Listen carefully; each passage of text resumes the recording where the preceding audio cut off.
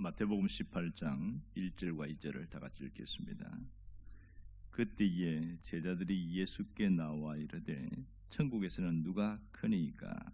예수께서 한 어린아이를 불러 그들 가운데 세우시고. 아멘. 오늘 말씀은 1절에서 35절까지 전체를 포함하고 있습니다. 이 18장에는 신자들이 인간관계에서 일어나는 어떤 윤리적인 문제를 다루고 있습니다.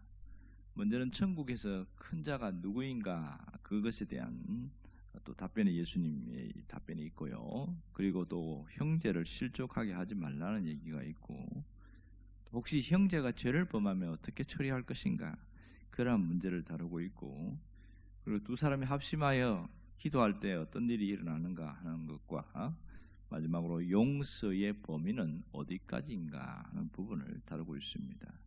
본문을 좀 더 자세히 들어가 보면 이렇습니다. 어느 날 제자들 사이에 누가 더 큰지 변론이 일어나기 시작했습니다. 누가 먼저 큰 자라고 목성을 높여서 말했는지 알 수는 없지만 앞다투어 내가 더 큰 자다 이렇게 말을 했습니다. 도대체 이 갈등의 원인이 어디 있는가? 이 일에 대해서 예수님은 뭐라고 이야기합니까? 그들을 야단치거나 책망하지 않고 오히려 설득을 해나가는 방법을 썼습니다. 어린아이 하나를 데려다 놓고 이 아이에 대하여 예수님이 어린아이 하나를 영접하는 자가 더 큰 자다 이렇게 결론을 내려버렸습니다. 그러면 예수님을 영접하는 것과 어린아이와 무슨 연관성이 있는가 하는 겁니다. 자, 여기서 어린아이는 당시에 무시의 대상이었어요.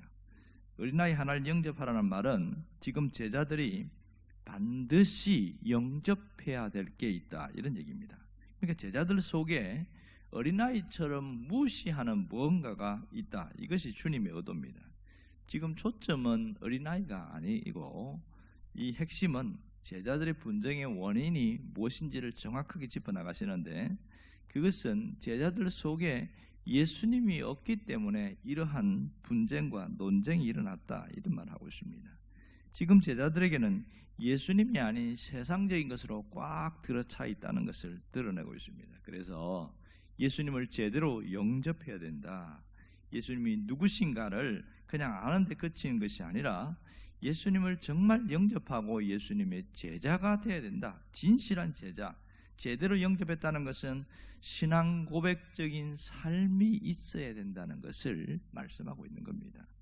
그 다음에 형제가 죄를 범하면 어디까지 용서를 해야 되냐, 용서를 해줘야 되는 문제를 다루고 있는데, 지금 이 죄를 범했을 때 어떻게 하라는 것인가, 오늘 이 성경에는 4단계로 이야기를 하고 있습니다. 15절에서 17절까지 보면 제일 첫 번째는 조용히 혼자 찾아가서 권면하는 일을 하라고 합니다. 그 다음에 혼자 권면이 안 되면 또 한 두세 명의 정인을 데려가서 얘기를 하라고 합니다. 이게 이 두 가지가, 여기까지가 사적인 방법이고요. 이렇게 해도 말을 안 들으면 교회에 말하라는 거예요. 공적으로 이야기하라는 거죠. 이게 공적인 방법이고, 그리고 교회가 권면을 해도 듣지 않으면 이방인과 세리처럼 여기라, 이 말은 불신자처럼 여기라 이런 뜻입니다. 자, 그러면 주님이 이렇게 말씀하신 이유가 무엇입니까? 지금 이렇게 말하는 것은 죄를 범한 사람에 대해서 어떻게 하라는 거예요? 회복을 시키려는 것이 목적입니다. 예수님께서 이 복잡한 단계를 거치게 하는 것은 범죄한 한 형제를 회복시키려는 과정, 노력, 이런 것을 말씀하고 있는 것이지요. 그래서 이 회복에 대해서 결국은 교회가 움직일 때에 마지막까지 할 때까지 해봐라, 그 얘기를 하고 계신 거예요. 이때 그 다음에 베드로가 질문을 합니다. 먼저 용서에 대한 자기의 생각을 이야기해요. 이 일반적인 유대인들의 생각이 3번까지 용서하면 굉장히 잘한 것이다, 그렇게 생각하고 있는데 베드로가 나서서 그럽니다. 예수님, 저는 7번만 용서하면 됩니까? 아주 통 크게 이야기를 했지요. 칭찬을 받을 줄 알고. 그런데 예수님이 거기에 대해 뭐라고 했냐면 7번만이 아니고 7번 곱하기 70번, 그러니까 490번 용서해야 된다, 이렇게 얘기한 거예요. 얼마나 놀랬겠어요. 세상에 어떻게 490번을 용서하라고 이렇게 말씀하고 있는 것인가. 그러면 그 사람이 잘못을 해도 아무런 조치도 하지 말고 그냥 가만히 지켜보라는 것인가? 도대체 용서를 어디까지 하는 게 진짜 용서냐? 이런 부분에 대해서 상당한 혼란이 올 수 있는 거죠.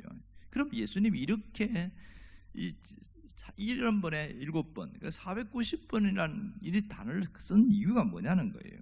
그것은 죄인을 위해서 자기 생명까지 주신 그 예수님의 용서하신 것처럼 너희도 그렇게 용서해라, 그 얘기를 하고 있는 겁니다. 여기에 보면 잘못한 것에 대해서는 인정을 할 수 있지만 끝까지 용서하지 않는 것은 올바른 방법은 아니다, 이렇게 얘기하고 있는 거지요. 예수님의 용서는 죄를 사하해 주는 것으로 끝나는 게 아니라 그 죄인을 하나님의 자녀로 삼아서 영생의 자리, 결국은 완전한 용서하기 위해서 부활하신 그분을 따라서 살아가라, 그러면서 비유를 두는데 1만 달란트 빚진 자와 100데나리온 빚진 자 이야기를 하고 있습니다. 여기서 1만 달란트 빚진 자는 예수님으로부터 용서를 받은 자를 말하고 100데나리온 빚진 자는 사람들 사이에 일어나는 실수와 허물을 이야기합니다. 그러니까 주님의 전적인 은혜가 아니면 도저히 용서받을 수 없는 우리가 용서받았다면 상대방의 작은 실수와 허물에 대해서는 용서를 해주라, 이것이 주님의 말씀입니다. 오늘 이 본문 전체에서 뭘 얘기하고 있습니까? 이것은 신앙생활의 원리를 말하고 있습니다. 그래서 이 본문을 메시아의 강론 혹은 제자도의 원리 이렇게 말합니다. 겸손, 섬김, 하나님의 뜻, 범죄한 형제에 대한 처리, 합심기도, 회복과 용서의 삶, 이런 걸 설명하는데, 여기서 정리를 하면 여기서는 예수님은 세상의 법칙과 하늘나라의 법칙이 다르다는 것을 강조하고 있습니다. 자, 예수님이 강조하는 하늘나라의 법칙은 도대체 무엇이냐 하는 거죠. 이것은 욕심을 버리면 버릴수록 부유하게 되고 겸손하면 겸손할수록 큰 사람이 된다, 이게 첫 번째고요. 두 번째는 겸손한 사람은 형제를 실족시키지 않는다는 거예요. 왜냐하면 하나님이 귀하게 여기는 자들을 우리도 귀하게 여기는 것이 올바른 신앙의 자세이며 하나님의 뜻이라는 거죠. 세 번째는 하나님은 죄인 한 사람이 회개하고 돌아올 때 크게 기뻐한다는 겁니다. 이미 구원받아 하나님을 섬기는 사람보다 회개한 죄인이 더 가치 있거나 귀한 건 아닙니다. 단지 잃었다가 찾은 기쁨이기 때문에 하나님이 즐거워하신다, 그 얘기를 하시고요. 그리고 나서 한 사람이 기도하면 개인의 운명이 바뀌지만 두세 사람이 땅에서 합심하여 기도하면 공동체의 운명까지 바뀐다, 그 얘기에서 기도의 중요성을 강조하고 있고, 마지막 용서하지 않은 사람은 감옥에 스스로 갇힌 사람처럼 그렇게 미움과 질병과 이런 뭔가 그 속에 갇혀서 살아가기 때문에 용서는 기독교인의 선택이 아니고 필수다, 이 얘기까지를 정리를 해주고 계신 거죠. 결국 이렇게 하는 것은 손해보는 삶이 아니라 하나님의 능력이 우리 삶에 나타나게 하는 것이고 우리 삶에 기적이 일어나게 하는 삶이다, 너희들이 이것을 깨달으라, 이런 의미가 되겠습니다. 그런데 우리는 실상 어디에 더 관심이 많습니까? 사람이 다른 사람이냐 나냐, 다 대부분 보면 누가 크냐 했던 제자들처럼 나에게 관심이 많게 되어지지요. 그래서 일반 세상 사람과 같이 살아갈 때가 참 많아요. 세상에 있는 사람들은 자기가 크기 위해서 수단과 방법을 가리지 않고 옆에 사람을 짓밟습니다. 옆에 사람이 손해를 보든지 죽어나가든지 아무 관심이 없어요. 내가 우선 잘 되고 봐야 되고 내가 무슨 큰 자가 돼야 되고, 이것이 세상의 방법입니다. 그러나 신앙인들은, 다시 말해서 하늘나라의 방법으로 사는 사람은 세상의 방법과 달리 산다는 거지요. 사는 방법이 달라야 되는데 그게 뭐냐? 예수님이 높여주시는 자가 진짜 큰 자라는 것을 믿고 살아가는 겁니다. 스스로 높아지려고 내가 남을 무시하고 짓밟고 살아가는 세상 사람과 같지 않고, 내가 주님이 관심 가지는 데 관심 갖고 주님이 원하는 데 갖고, 그래서 주님이 높여주실 때 진정한 큰 자가 된다는 것을 믿고 살아가는 걸 말합니다. 그리고 예수님을 영접한 자, 예수님을 주인으로 모신 사람들은 세상 사람과 다르게 살아가는 게 맞다는 거예요. 일반 세상 사람들은 쉽게 상처를 주고 남에게 흠집을 내고 뭔가 논쟁을 하고 실족시키고 이런 게 전혀 거기에 끄리낌이 없어요. 그러나 정말 우리가 주님을 주인으로 모신 사람은 이런 일에 조심해야 된다, 이 얘기를 하고 있는 것이고요. 결국은 예수님은 지금도 교회를 통하여 회복을 이루어 나가고 계신다는 걸 말하고 있습니다. 교회는 회복을 위한 주님의 몸이라는 것을 오늘 이런 일들을 통해서 보여주고 있는 것이지요. 그만큼 교회가 정말 중요한 곳이다. 교회를 통해서 회복이 일어나고 교회를 통해서 다시 한번 새로운 삶을 나아가도록, 그것이 교회가 해야 될 사명임을 이야기합니다. 그러면 오늘 우리가 어떻게 살아가야 하는 것인가? 그것은 용서할 자를 용서하는 하루가 되게 하라는 겁니다. 여러분, 흔히 용서는 내가 잘못했기 때문에 상대방에게 용서를 구해야 된다는 것을만 생각하고 있는데, 사실 예수님 방법은 상대방이 잘못했기 때문에 내가 용서하는, 여기까지 가는 것을 말하고 있습니다. 이것이 큰 자거든요. 자, 상대방이 나에게 상처를 주었거나 손해를 입히고 자존심이 상하게 했을 때 내 마음에 엉어리가 생겨요.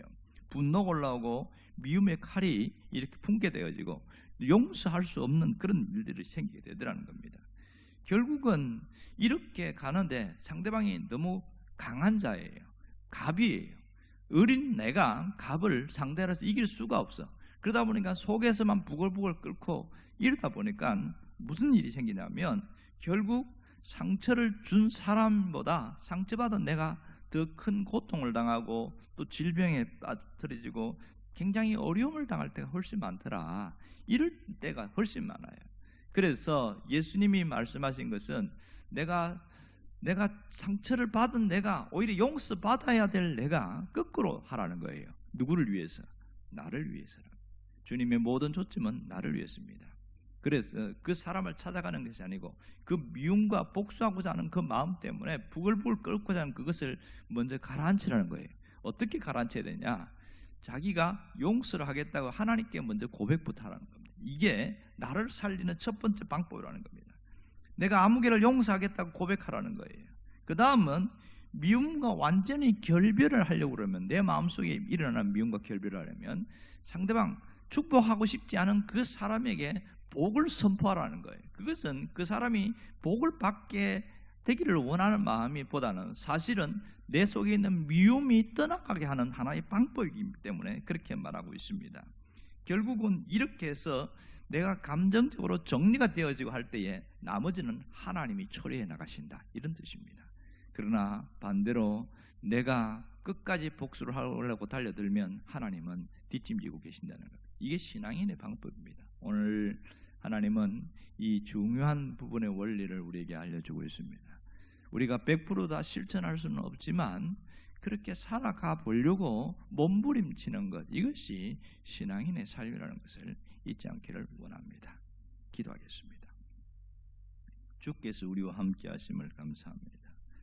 오늘은 하늘나라의 법칙으로 살아가는 것이 무엇인지를 보여주셨고, 우리가 어떻게 인간관계에서 살아가야 할지를 알려주셨듯이 오늘 하나님 앞에서 바로 서보려고 몸부림하고 노력하는 하루가 되게 하여 주옵소서. 예수님의 이름으로 기도합니다. 아멘.